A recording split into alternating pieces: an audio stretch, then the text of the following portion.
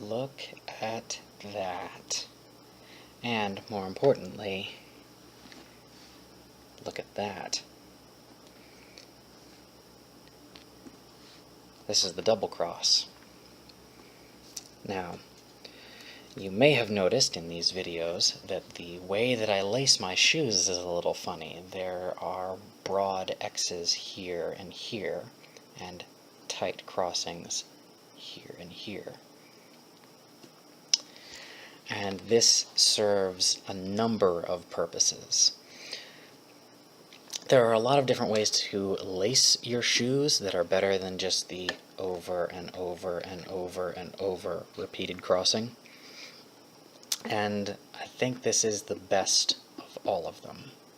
Now, one thing, you'll notice that I have 6 eyes here. If it were 7, I'd be coming out here and going up for a train track runner's lock, I can talk, or coming out the pair of eyes above this and down for spider lace locks. And if I only had 5, then I would cross to the inside here, or maybe reverse it. There's a number of solutions that you could employ in that situation. This is ideally suited for 6, I think. Anyway, down to special features. So, the basic method of lacing is up to back 1. And that means that this section, the bottom section, can be tightened and held still as you're doing all of this up here. Because when I pull the laces here, it tightens the entire top half.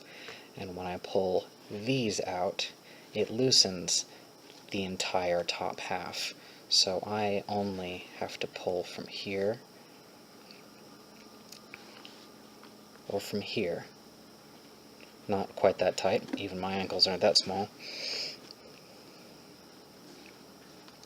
And that means that if you were lacing skates or larger boots or what have you, you would be able to control the tension in sections by tightening here, then transferring that up here. Okay, so let's get to the process of actually doing this.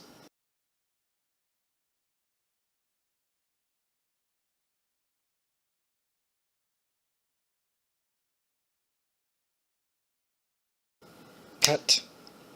Wow, I have worn some deep grooves into the tongue of my shoe, and they look quite polished. Anyway, if you were paying attention to the previous video, you would notice that my laces start across the top, so we're going to go in on both sides here. Now, every time you're going inward, you're going to skip one as you go up. And it's important to stay on the inside as you go. If you were to cross over, 1, it would look radically differently, and 2, it would also it would corrugate the leather. The sides here would be all crinkly, as they are in most people's shoes, because that's how they lace their shoes. The way that it really ought to be for the health of the material is 1 stitch on the bottom, 1 stitch on the top. Alright, I'm pulling through quite a bit of slack here because the lacings actually take quite a bit of line to do. Alright, now crossing over and going in, and then I'm going to come between these just because that's the way that I find to be easiest.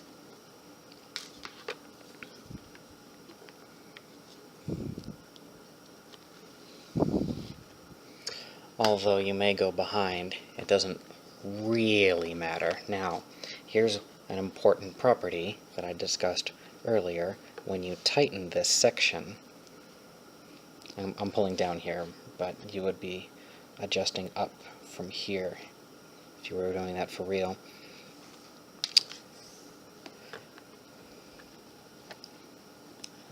Up.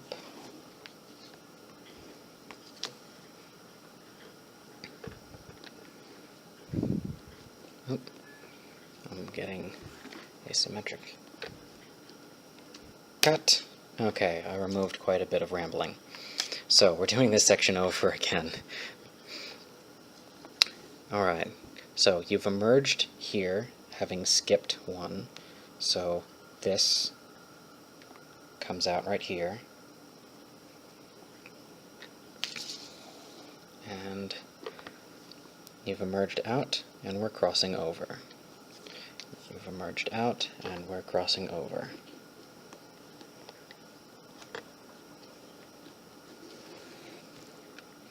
There we go. And since we don't have a second set of holes up here to skip to, we're just coming right out right here.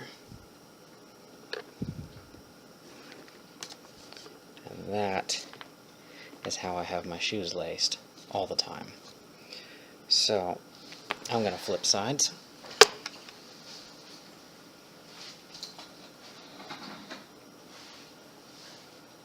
Cut. Oh, that was terrible. Cut. Okay, so here's the real strength and advantage. Dig your fingers in under there, pull, the entire top half is loose. Put your foot in, tighten there, and now the entire top half is tight.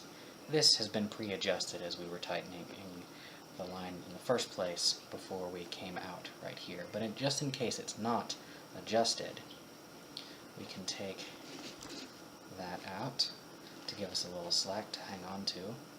Grab up here, and now pulling up, you can see it adjust tension on those down there. Cut! And that is the double cross lacing.